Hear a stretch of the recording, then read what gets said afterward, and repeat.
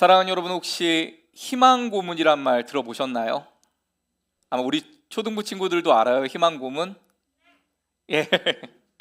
예, 희망 고문의 뜻은 안 될 걸 알면서도 될 것 같은 희망을 주어서 상대를 고통스럽게 하는 걸 희망 고문이라고 말합니다. 예를 들면 많은 사람들이 로또가 희망 고문이라 그래요. 왜냐하면 살 때는 주말에 희망을 기대하게 되지만 대부분 주말을 거치고 나면 로또가 1등이 한 명이잖아요.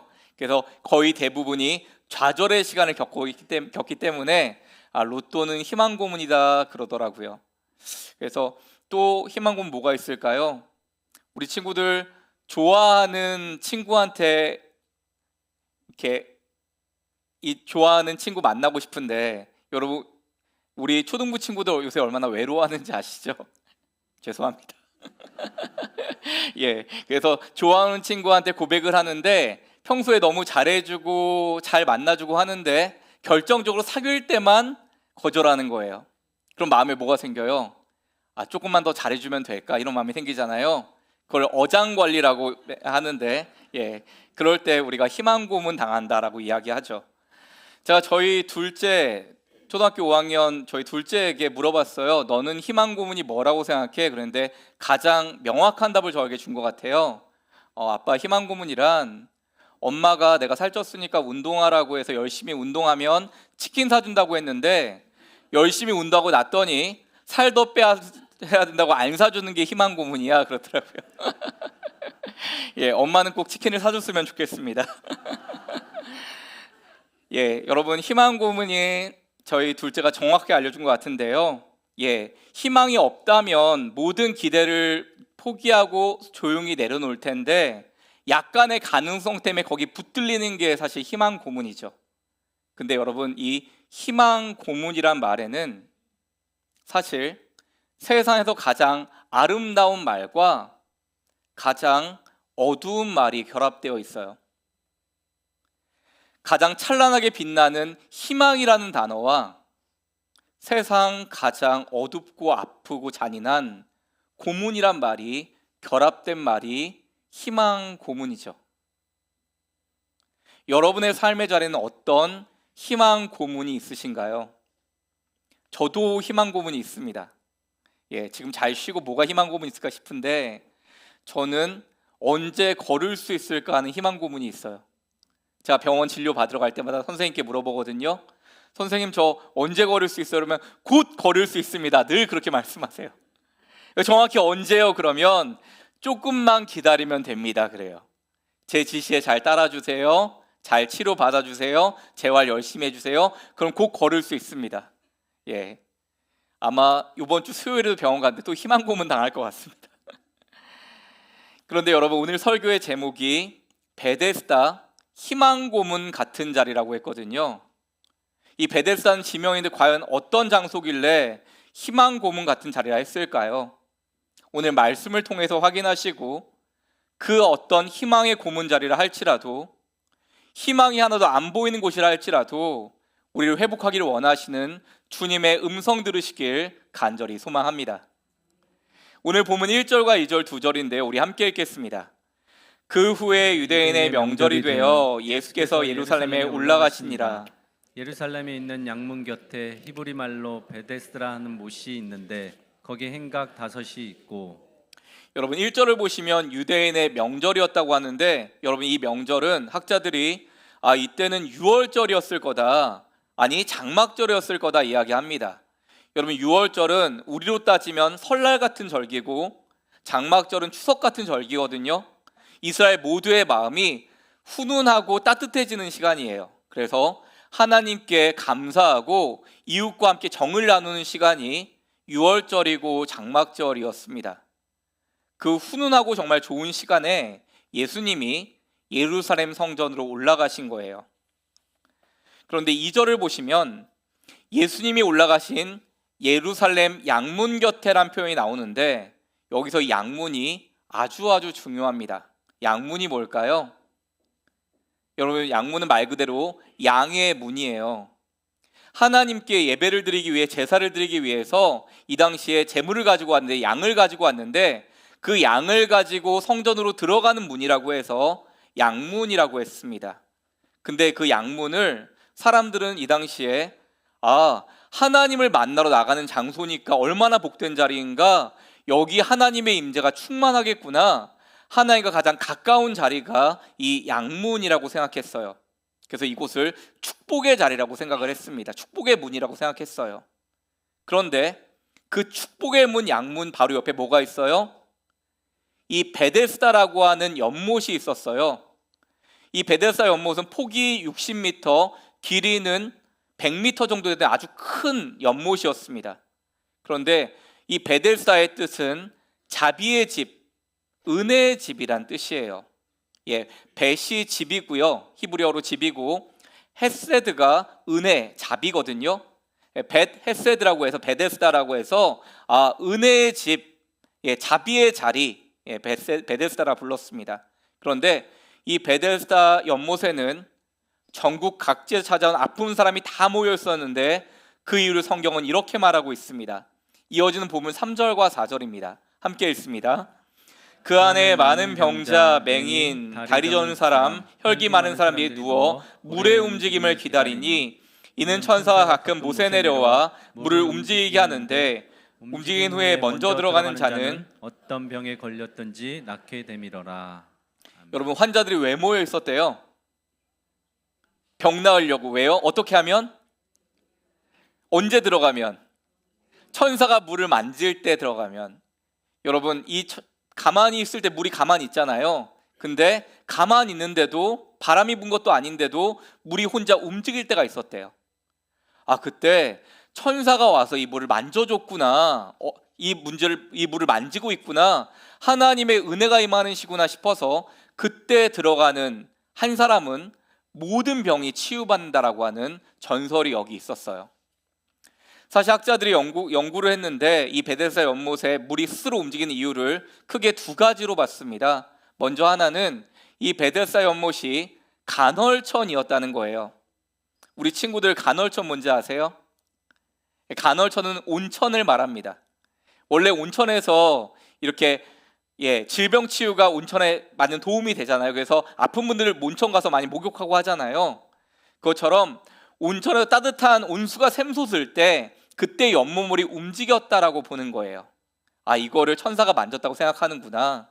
자, 이게 첫 번째 이야기고, 두 번째는 이 베데스다 연못이 두 개의 큰 쌍둥이 저수지였다는 설입니다. 자, 베데스다는 하부에 있던 저수지고 상부에 저수지가 있는데, 그 상부에 있는 저수지에서 물을 밑으로 수문을 열어서 내보내면, 물이 유입되면 하부에 있던 베데스다에서 물이 울리잖아요. 물이 들어오니까. 그걸 보고 사람들이 천사가 만지고 있구나, 지금 들어야 되겠구나, 이렇게 느꼈다는 겁니다. 그런데 여러분, 병이 낫고 싶은 사람들의 간절함이 얼마나 컸으면 이런 말도 안 되는 전설이 여기에 생겼을까요? 그건 여러분, 사실 이 양문 곁에 있던 이 환자들의 바람 아니었을까요? 하나님의 축복이 바로 거기에 있잖아요. 근데 왜 베데스다에 이렇게 집착하죠? 여러분, 좀 잔인하지만 병에 걸린 사람들은 부정하다고 해서 성전에 이 당시에 들어갈 수가 없었어요. 들어가고 싶지만 들어갈 수 없는 사람들이 어디에? 이 베데스다에 모여서 물이 움직이길 기다리는 겁니다. 평소 이 베데스다 목가의 모습은 어땠을까요? 풍경은 이름 그대로 자비의 집 그 자체였을 겁니다. 왜냐하면 아픈 사람들끼리 모이면 정말 큰 위로가 되거든요. 여러분, 저도 이전에 3주, 이 다리 다치기 전에 반대쪽 다리도 제가 수술을 했어요. 죄송합니다. 근데 그때 3주 입원했었는데 3주 입원했던 그 입원실에 있던 사람들하고 거의 가족이 됐습니다. 일주일만 입원해도 가족이 되고 친구가 돼요. 왜냐하면 다 아프니까 서로 불쌍히 여겨주고 서로 위해주는 마음이 남다른 거예요. 그래서 음식도 나눠 먹고 서로 위로하고 힘든 일 있으면 서로 도와주고 챙겨줬습니다. 근데 여러분, 그 모습이 어디에 있었다는 거예요? 이 베데스다에 있었다는 거예요. 베데스다 목가에 이제 다 자리 놓고 사람들이 자리 맡아 놓고 다 앉아 있을 거 아니에요. 물 언제 동하나 기다릴 거 아니에요. 그때 사람들이 그냥 있는 게 아니라 서로 이야기하는 거죠. 김 씨, 오늘 컨디션 어때? 박 씨, 오늘 통증 괜찮아? 야, 허리 아프다고 했는데 이게 좋대. 허리에 이게 좋대. 이거 한번 써봐. 이것 좀 먹어봐. 내가 우리 아내가 집에서 가져왔어. 그렇게 고구마, 감자 나눠 먹고 부침개 나눠 먹고 가족처럼 친구처럼 서로 위해주고 위로해줬던 곳이 바로 이 베데스다였다는 겁니다.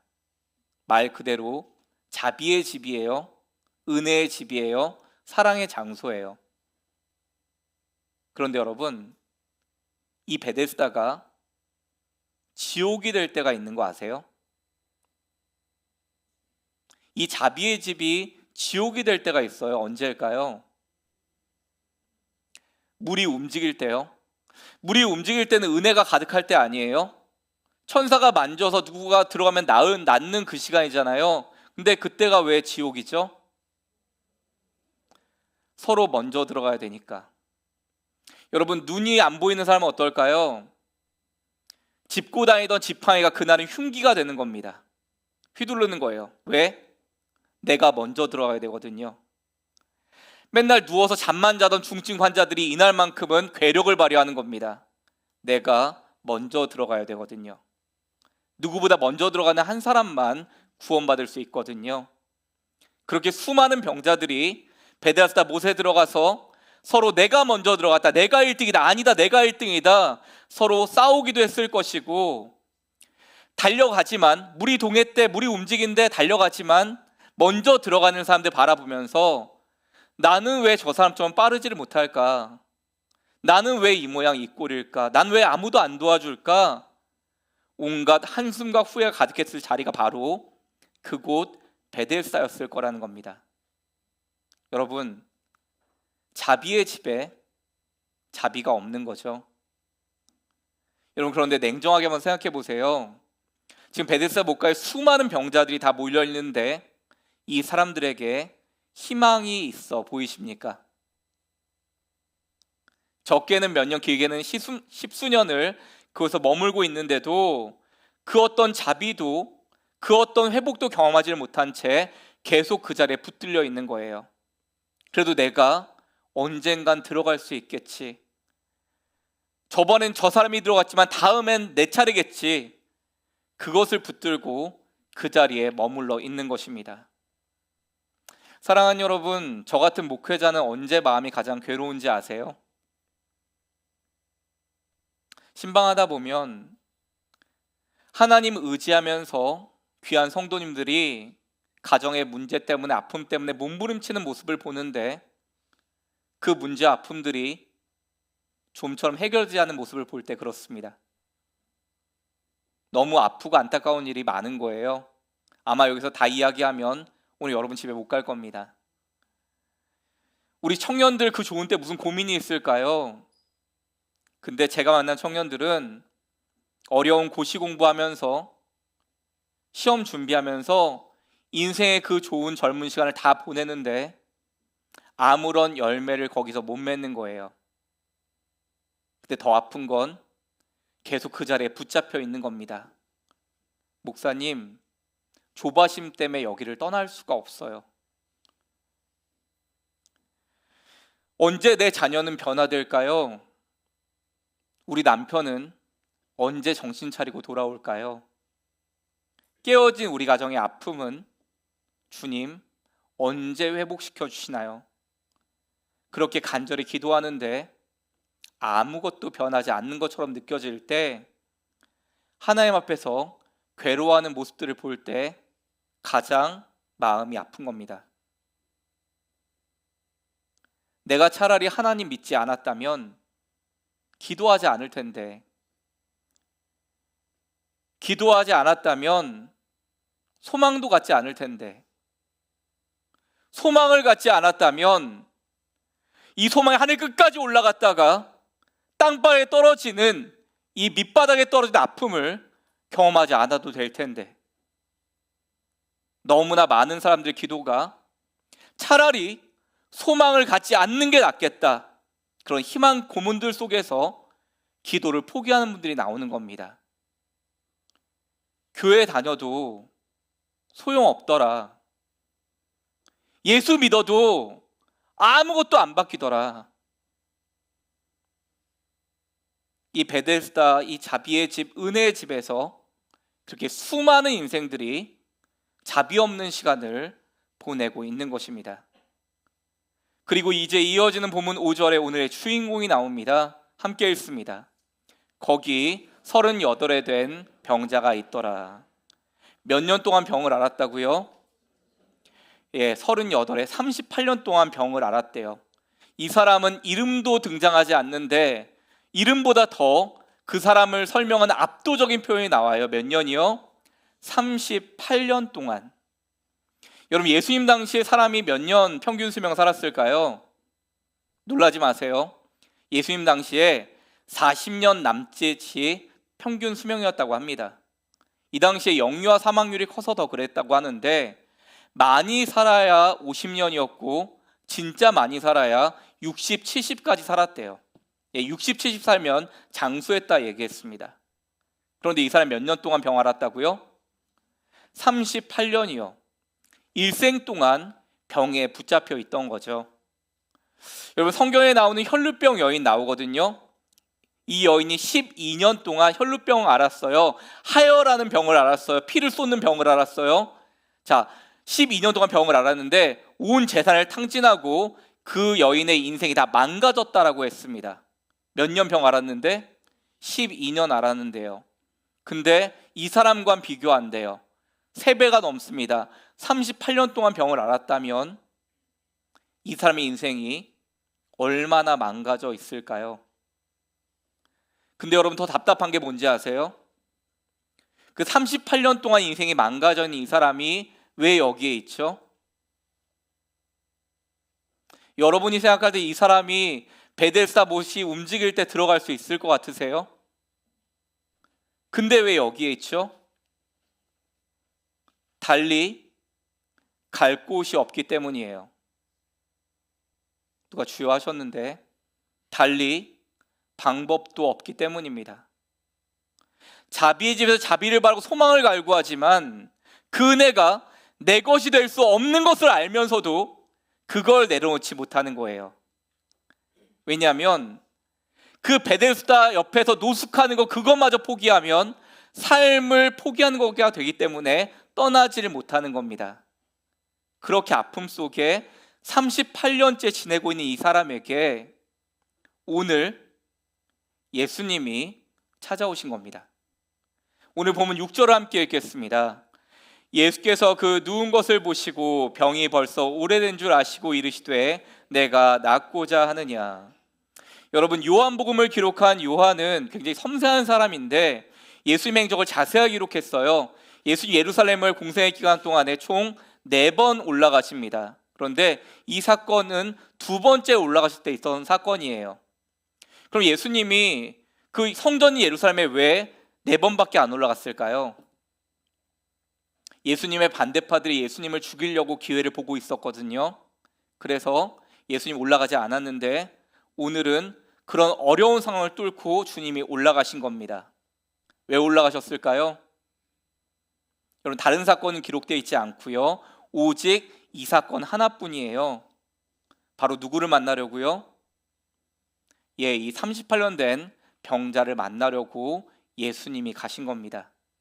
다시 오늘 보면 6절을 보실까요? 함께 읽겠습니다. 시작. 예수께서 그 누운 것을 보시고 병이 벌써 오래된 줄 아시고 이르시되 내가 낫고자 하느냐. 화면을 띄워주시면 예수께서 그 누운 것을 보시고라고 했습니다. 병이 벌써 오래된 줄 아시고라고 했어요. 여러분, 이 2 단어가 은혜가 있습니다. 예수께서 보시고 아시고. 사랑하는 여러분, 예수님은 여러분의 삶을 보십니다. 우리가 가진 그 아픔과 괴로움을 주님은 아십니다. 우리 주님은 나를 정확하게 보시고 정확하게 알고 계시는 주님이신 줄 믿습니다. 내가 왜 아팠는지, 내가 왜 속으로 울고 있는지, 아무런 변화가 없음에도 불구하고 내가 왜 이 자리를 떠나지를 못하는지, 정말 내가 원하는 건 무엇인지 아시는 주님이시기에 나보다 나를 더 잘 아시는 주님께 우리는 우리의 인생을 맡겨드릴 수 있는 것입니다. 주님이 보시고 주님이 아시면 주님이 저와 여러분들을 치료하실 줄 믿습니다. 그런데 여러분, 6절을 다시 한번 보시면 예수님이 그를 보시고 그 사정을 아셨는데 바로 치유하지 않으시고 질문했다는 거예요. 다시 오늘 본문 6절 함께 읽겠습니다. 6절입니다. 시작. 예수께서 그 누운 것을 보시고 병이 벌써 오래된 줄 아시고 이르시되 내가 낫고자 하느냐. 뭐라고 물으셨대요? 내가 낫고자 하느냐 물으셨어요.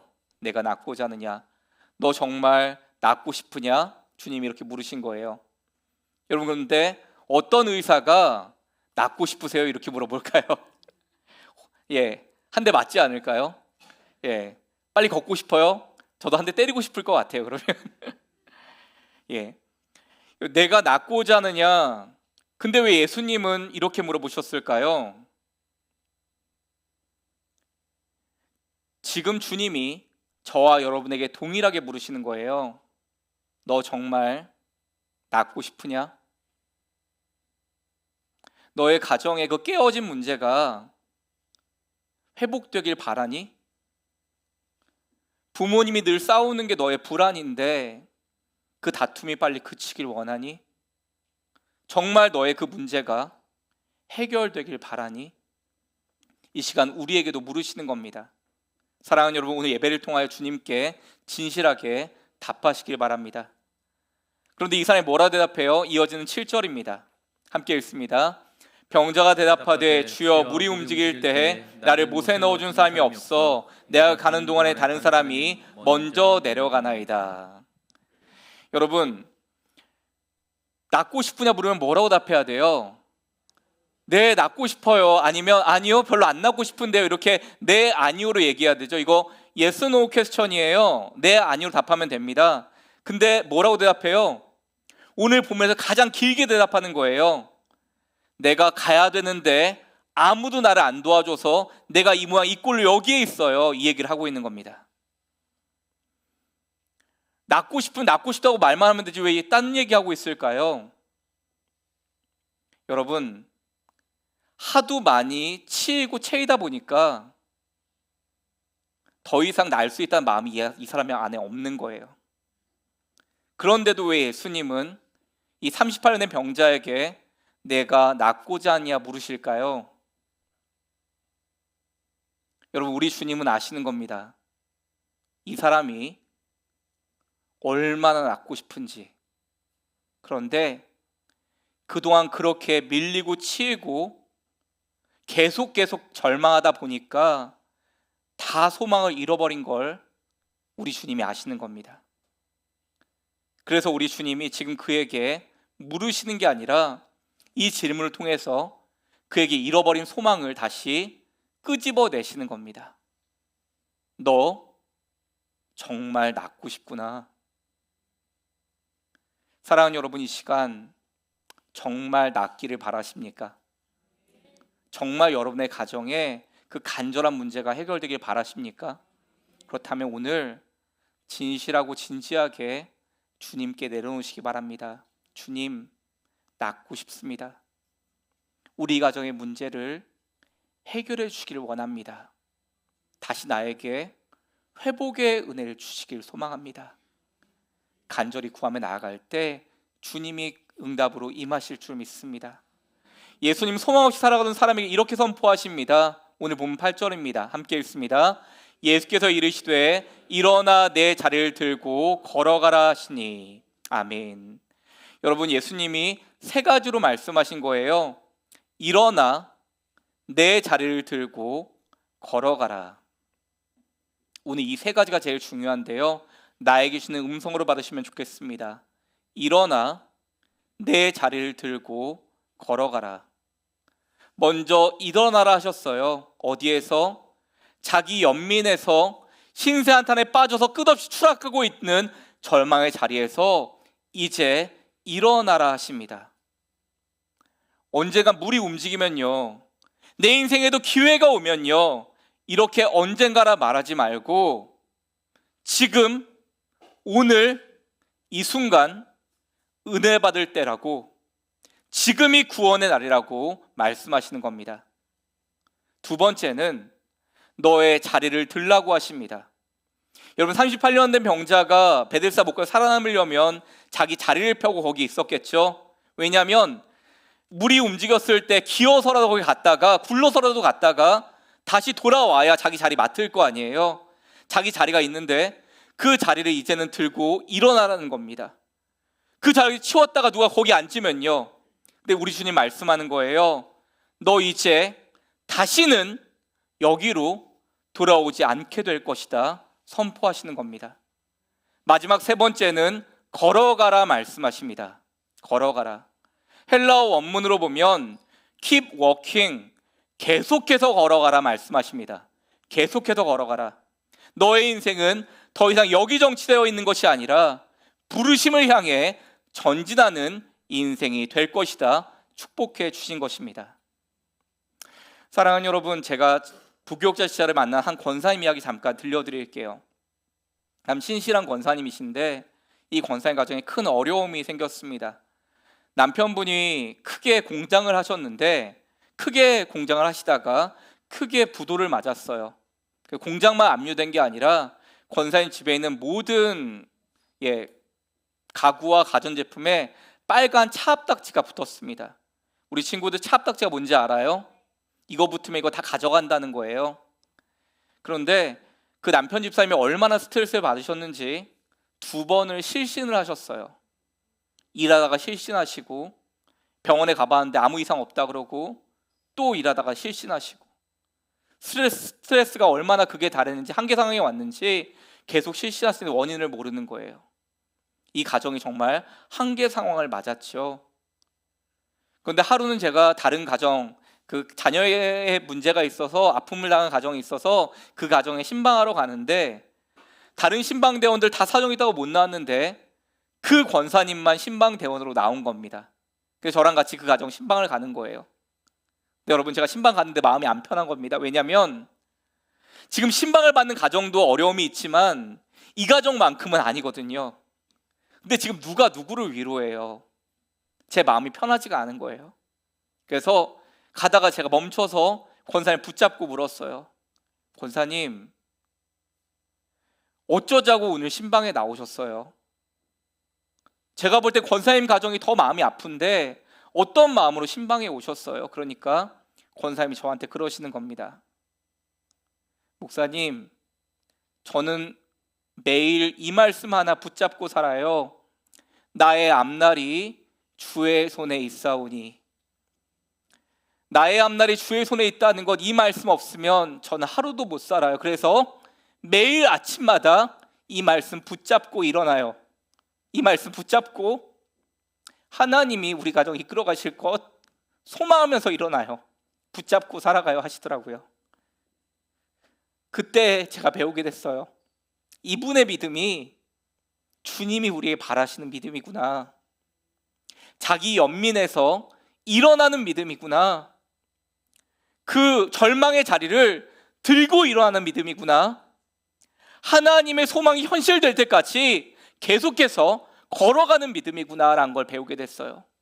사랑하는 여러분, 자기 연민에서 이제 일어나셔야 합니다. 절망의 자리를 완전히 드러내셔야 합니다.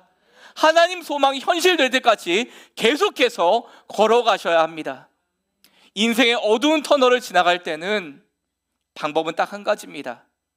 주저하지 않고요, 포기하지 않고 빛을 향해 한 걸음 떼는 것만으로도 승리하는 것인 줄 믿습니다. 말씀을 맺으려고 합니다.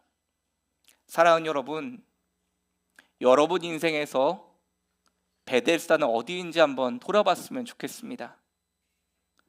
내가 너무나 오랫동안 기도해 왔는데 기도할수록 목소리는 갈수록 지치고 응답은 안 되고 변화는 없는 내 삶에 절망의 현실만이 쌓여서 기도는 목으로 나오지만 절망만 쌓여가는 그런 자리, 내가 정말 원하는 게 무엇인조차 이제는 말하기도 어려운 자리, 여러분의 삶에서 자비와 은혜를 구하고 있지만 너무나 무자비한 삶을 경험하고 있는 여러분의 베델사는 어디입니까? 그런데 여러분, 우리 주님 말씀하는 거예요. 이제는 그 자리에서 일어나 걸어가라. 왜냐하면 내가 그 베델사 연못에만 들어가면 내 인생 좋아질 것 같거든요. 여러분이 바라고 원하는 그 베델사는 무엇인가요? 건강입니까? 행복한 가정인가요? 아니면 사업에 성공해서 물질 많이 얻는 건가요? 여러분, 그 연못에만 들어가면 과연 정말 행복해질까요? 여러분, 오늘 예수님께서 이 사람을 치유하시는 그 방식이 참 중요합니다. 그를 연못에 들어가게 하셔서 치유해 주신 게 아니었어요. 예수님이 직접 치유해 주셨습니다. 그것은 우리 인생의 진정한 소망은 베델사 연못에 있는 게 아니라 오직 예수님께 있다는 것을 보여주는 것입니다. 자비는 그 연못에 들어갈 수 있게 사람들이 내게 은혜를 베풀어 주는 게 아니라 진정한 자비이신 주님이 나에게 베풀어 주시는 것입니다. 저와 여러분 인생이 지금 어느 자리에 있든지 내 인생의 유일한 베델사는 예수님 한 분이신 줄 믿습니다. 사랑의 하나님, 우리가 베델사 연못에 있습니다. 주님의 얼굴 바라봅니다. 아무런 소망이 없는데도 소망을 포기할 수는 없습니다. 아무런 자비를 경험하지 못하는데도 여전히 자비를 구합니다. 주님, 우리를 불쌍히 여겨 주옵소서. 이 어려운 시기를 잘 지나갈 수 있도록 도와주옵소서. 우리 가정 속에 있는 아픔과 고통의 자리를 치유하여 주옵소서. 주님만이 참 치유자이시며 우리 인생에 참된 회복 주시는 분이심을 우리의 삶에서 경험하고 간증하고 선포할 수 있도록 주여 역사하여 주시옵소서. 주님, 이제는 인생의 어두운 터널이 끝나게 하여 주옵소서. 그 모든 걸음에 주님 함께하여 주옵소서.